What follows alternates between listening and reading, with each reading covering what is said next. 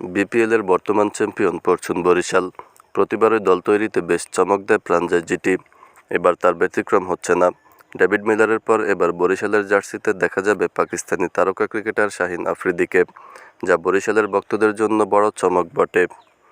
বুধবার 18 ডিসেম্বর এক বিবৃতির মাধ্যমে আফ্রিদিকে দলে নেওয়ার বিষয়টি জানায় বরিশাল কর্তৃপক্ষ। অবশ্য বিপিএলের শুরু থেকে তাকে পাওয়া নিয়ে অনিশ্চয়তা রয়েছে। আগামী 30 ডিসেম্বর শুরু হবে বিপিএল। ওই সময় দক্ষিণ আফ্রিকার বিপক্ষে টেস্টে সিরিজ আছে পাকিস্তানের। তাই জাতীয় দলের ব্যস্ততা থাকায় শুরু থেকে খেলার সম্ভাবনা কম এই ক্রিকেটারের। সেই হিসেবে টেস্ট সিরিজে দলে থাকলে শাহিনকে 7 জানুয়ারির পরে বিপিএলে পাওয়া যাবে। পিসিবির ছাড়পত্র পাওয়ার পরই শাহিনকে দলে বেড়ায় বরিশাল। এবারের বিপিএলে খেলার জন্য ছাড়পত্র পেয়েছেন পাকিস্তানের 6 ক্রিকেটার।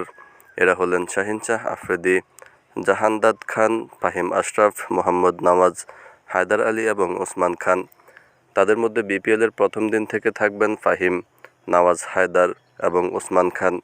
এই 5 ক্রিকেটারের মধ্যে কেবল ফাহিম, নওয়াজ এবং হায়দারকেই শেষ পর্যন্ত বিপিএল খেলার অনুমতি দিয়েছে পাকিস্তান ক্রিকেট বোর্ড। জানা গিয়েছে আফ্রিদিকে খুব বেশি দিনের জন্য খেলার অনুমতি দেওয়া হয়নি। তিনি অনাপত্তিপত্র পেয়েছেন 15 জানুয়ারি পর্যন্ত।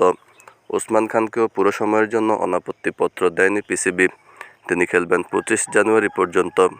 আসরের ডিফেন্ডিং চ্যাম্পিয়ন ফরচুন বরিশালের হয়ে আফ্রিদিকে ছাড়াও খেলবেন জাহানাদ ও ফাহিম।